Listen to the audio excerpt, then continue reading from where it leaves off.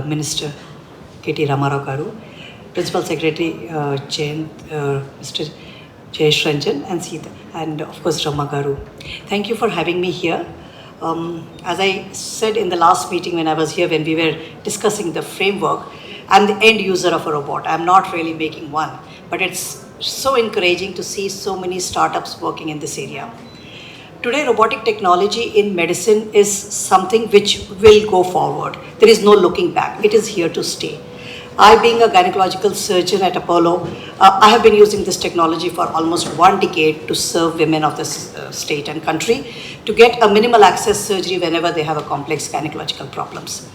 Of course, it is very heartening to see a robotic arm here with a lab trainer, and I would like to interact with the company that is trying to develop this.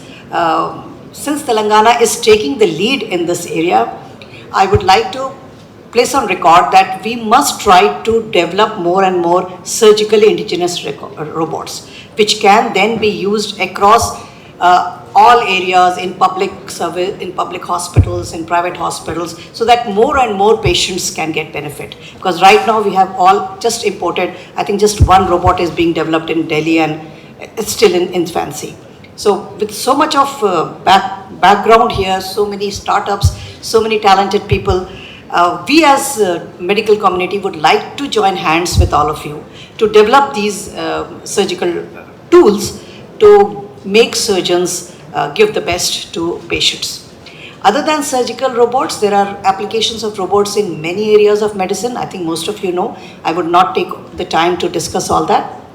However, what struck to me when Mr. Ranjan was speaking was responsible deployment. Responsible deployment of the hardware is one thing, but getting people trained to use those tools is, I think, is very close to my heart.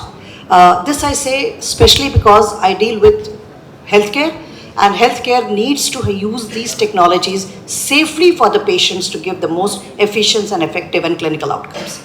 In that situation, in that perspective, I'd like to say that we are at the moment, although now multiple robots are there for surgical applications, we still don't have a framework how we can train, credential doctors and surgeons who are good to use them safely on patients. So maybe we can work with you and develop a training center or a simulation center where we can train both public as well as private doctors to get more and more experience and give the best to the patients that we so dearly care about. Thank you so much for having me and giving me this opportunity to be here.